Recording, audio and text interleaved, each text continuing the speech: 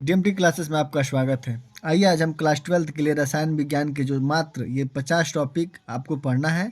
जो आप ये 50 टॉपिक अगर आप पढ़ लेते हैं तो आपके 70 नंबर जो बिल्कुल वो पक्का हो जाते हैं। अगर 70 नंबर नहीं भी आते हैं तो ये मेरा दावा है कि 65 प्लस नंबर वो किसी के बस में नहीं है, क्यों नहीं आ सकता है। और सेशन को स्टार्ट करने से पहले मैं ये बता देना चाहता हूँ कि मेरे डीएमटी क्लासेस को आप सब्सक्राइब कीजिए और लाइक कीजिए। आइए पहला प्रश्न पढ़ते हैं कि पहला प्रश्न आपको क्या तैयार करना है कि कुलराउस का नियम किसे कहते हैं। कुलराउस का नियम आप क्या कीजिएगा कि जो भी विद्या होगा या आपके पास बुक होगा उसको आप क्या कीजिएगा कि अपने बुक में चाहे विद्या में आप उसको क्या कीजिए कि उसको आप टिक कर लेंगे। और टिक करने के बाद या अपने कॉपी में उसको क्या करेंगे, लिखते चलेंगे। जो या तो मैंने जो ये स्क्रीन शॉट कर लीजिएगा, स्क्रीन शॉट करके और सभी को अपने बुक में टिक करके और रोज डेली उसको देखते रहिए। फिर इसमें दूसरा है आपका कि हेनरी का नियम किसे कहते हैं। हेनरी का नियम उसका जो थ्योरी है या उसका जो डिफिनेशन है उसको भी देख लेंगे। फिर तीसरा है वैद्युत रासायनिक श्रेणी, ये बहुत इंपॉर्टेंट है, ये वीवीआई क्वेश्चन है। आप इसको आप क्या करेंगे कि इसको आप लोग नोट कर लेंगे कि वैद्युत रासायनिक श्रेणी किसे कहता है, उसका श्रेणी जो दिया रहता है उसको भी याद कर लेंगे। फिर चौथा है आपका कि अभिक्रिया की कोटि, अभिक्रिया की कोटि किसे कहते हैं। तो अभिक्रिया कोटि किसे कहते हैं आप लोग देखेंगे। और इसी में एक और है कि प्रथम कोटि की अभिक्रिया, द्वितीय कोटि की अभिक्रिया, और उसमें सबसे जो इंपॉर्टेंट है वो है शून्य कोटि की अभिक्रिया किसे कहते हैं। फिर उसके एग्जाम्पल ये भी आप लोग लेके चलेंगे। उसके बाद संक्रमण तत्व, जैसे संक्रमण तत्व क्या होता है कि डी ब्लॉक के तत्व को संक्रमण तत्व कहते हैं, ऐसे आप लोग याद कर लेंगे। उसे एग्जाम्पल ले लेंगे, जिंक का पर सारे हो जाएंगे। फिर संक्रमण तत्व के बाद छठवां प्रश्न है कि लेंथेनाइड तत्व किसे कहते हैं। लेंथेनाइड जो तत्व होते हैं वो होते हैं आपके एफ ब्लॉक के अग्नि प्रथम वर्ग के तत्व को लेंथेनाइड कहते हैं और द्वितीय वर्ग के तत्व को एक्टिनाइड कहते हैं। उसके बाद हमारा सातवां प्रश्न है कि अभिक्रिया की आणविकता, अभिक्रिया की। उसके बाद आपका सातवां प्रश्न ये हो गया। आठवां प्रश्न ये है कि आयरन ब्रोमाइड अयस्क से पोटेशियम डाइक्रोमेट बनाने की विधि। ये आपको क्या करना है कि रासायनिक समीकरण आप क्या करेंगे कि इसको तैयार कर लेंगे तो ये तैयार हो जाएगा। उसके बाद इलेक्ट्रोड विभव किसे कहते हैं, 9वां प्रश्न है। 10वां प्रश्न है कि मानक इलेक्ट्रोड। और 11वां प्रश्न है कि नर्स समीकरण। अब ये आपको नहीं समझ में आया होगा या आपको लगता होगा कि ये सारे जो प्रश्न हैं ये इंपॉर्टेंट नहीं है, तो आप चाहेंगे तो जहाँ भी आप कोचिंग करते होंगे या जो आपसे बड़े, जो आपसे सीनियर, आप उससे राय ले सकते हैं। वो बताएंगे कि हाँ यही प्रश्न जो है हर साल रिवाइज होते हैं, यही रिवीजन होते हैं और इनको आप तैयार कर लेते हैं। मात्र 50 है और इन 50 को आप तैयार कर लेंगे तो पक्का है कि 65+ आपका नंबर कोई रोक नहीं सकता है। उसके बाद आता है ब्राह्मण। 12वां नंबर जो है वो कहता है राउल्ट का नियम किसे कहते हैं। तो राउल्ट का नियम आप देख लेंगे। लिगेंड किसे कहते हैं, 13वां नंबर हो गया। 14 नंबर जो प्रश्न है वो कह रहा है कि लिगेंडों के प्रकार। तो लिगेंडों के प्रकार में एक दंती है, द्विदंती लिगेंड, त्रिदंती लिगेंड, बहुदंती लिगेंड, इन सबको आपको तैयार कर लेना है। 15 नंबर प्रश्न है कि उप सहसंयोजन संख्या किसे कहते हैं। ये इंपॉर्टेंट है। और एक ये भी आता है कि उप सहसंयोजन यौगिकों के नामकरण पूछता है कि उप सहसंयोजन यौगिकों का नाम क्या होता है। उसके बाद 16वां नंबर है कि आयुपीएसी नाम। आयुपीएसी नाम आप अल्कोहल का सीख लेंगे, एल्केनो का सीख लेंगे, इथरो का सीख लेंगे, कीटोन, एल्डिहाइड, जितने सारे। थोड़ा मुझे खांसी हो गया है इसलिए आप थोड़ा दिक्कत करना पड़ेगा। फिर 17 है कि संयोजकता आबंध सिद्धांत। ये बहुत इंपॉर्टेंट है, ये भी इसी चैप्टर का है, उपसंयोजक का है। ये भी इंपॉर्टेंट है, आप इसको वेरी इंपॉर्टेंट कर लेंगे। उसके बाद वर्नर का उपसंयोजकता का सिद्धांत बताना है कि वर्नर का उपसंयोजकता का सिद्धांत क्या होता है। फिर आपको करना है कि क्रिस्टल से क्षेत्र सिद्धांत किसे कहते हैं। ये भी आपको देखना है कि क्रिस्टल क्षेत्र सिद्धांत कौन सा। फिर क्रिस्टल का क्षेत्र सिद्धांत हो गया। फिर 20वां नंबर है कि उभय दंती नाभिक रागी समूह किसे कहते हैं, ये आपको बताना है। फिर 21 नंबर है कि प्रयोगशाला में शुद्ध एथिल ब्रोमाइड बनाने की विधि क्या होती है, ये आपको भी जानना है। फिर सेंडमायर अभिक्रिया किसे कहते हैं। फिर एल्कोहलों की जल में विलेयता किसे कहते हैं। यह आपके होगा 23 प्रश्न। अब हम चलते हैं अगले नंबर पे।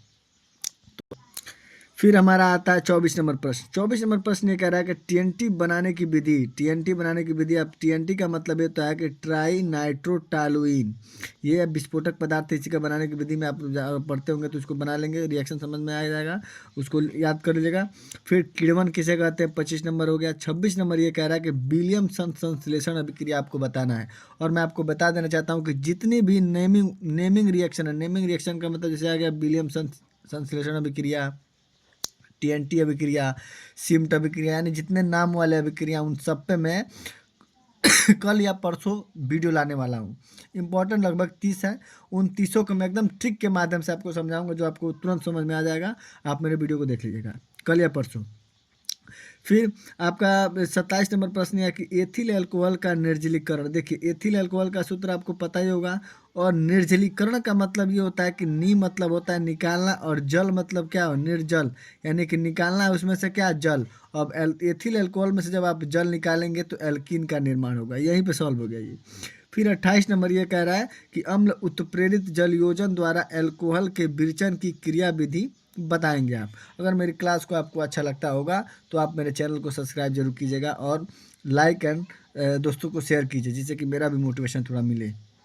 फिर 29 नंबर है कि लुकास परीक्षण किसे कहते हैं। लुकास परीक्षण बहुत इंपॉर्टेंट है।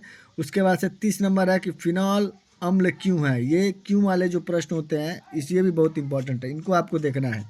फिर 31 नंबर है कि अल्कोहल की विरचन की विधियां बताइए। अल्कोहल की विरचन की विधियां।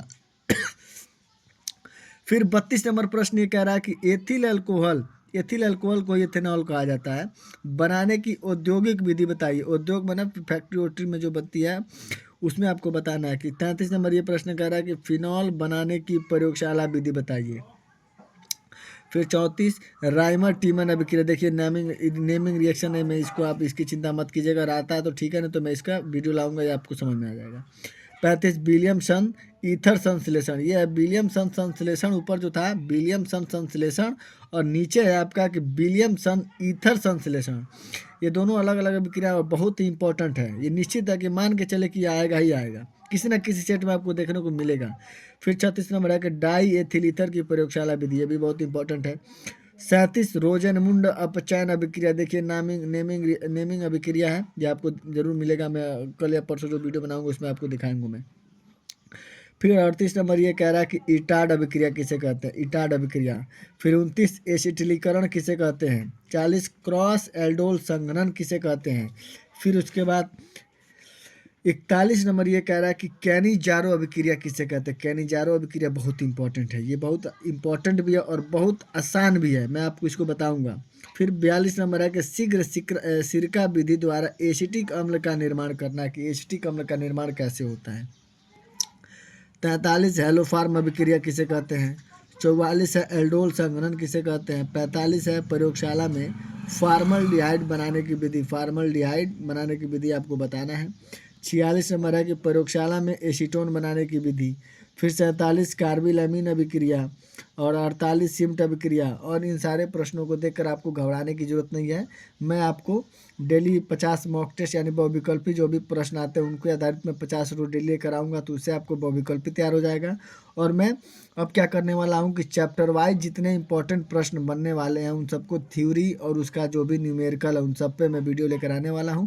अगर आप मेरे चैनल पर पहली बार हैं तो मेरे चैनल को सब्सक्राइब कीजिए, जिससे कि मैं वीडियो बनाऊं तो सबसे पहले आपके पास पहुंचे।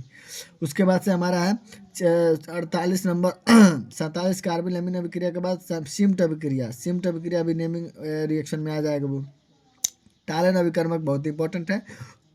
टालन अभिकर्मक के एक बाद होता है फेलिंग विलियन, उसको भी आप याद कर लेंगे। फिर 50 नंबर है कार्बोहाइड्रेट। कार्बोहाइड्रेट भी इंपॉर्टेंट है, वो आपको जैव अणु के चैप्टर में मिल जाएगा। और 51 नंबर है, मैं सोचा हूँ कि एक अधिक करता हूँ शुभ कर दूँ, विटामिनों के रासायनिक नाम। ये बहुत इंपॉर्टेंट है, vitamin A B C D E के, ये जितने हैं विटामिन B6 B12 B7, ये सारे इन सब के नाम रासायनिक नाम होते हैं इनके, और इनकी कमी से होने वाले रोग होते हैं। अगर आपको ये तैयार होंगे तो ठीक है, नहीं तो मैं इस पर वीडियो लाऊंगा, वो भी ट्रिक के माध्यम से इसको भी समझाऊंगा। आप इसकी चिंता छोड़ दीजिए कैसे क्या करना है, बस मेरे से जुड़े रहिए, आपकी तैयारी मैं कराऊंगा। चैनल अच्छा लगे तो फिर से मैं कहता रहा हूँ कि मेरे चैनल को सब्सक्राइब कीजिएगा और दोस्तों में शेयर कीजिए। जय हिंद।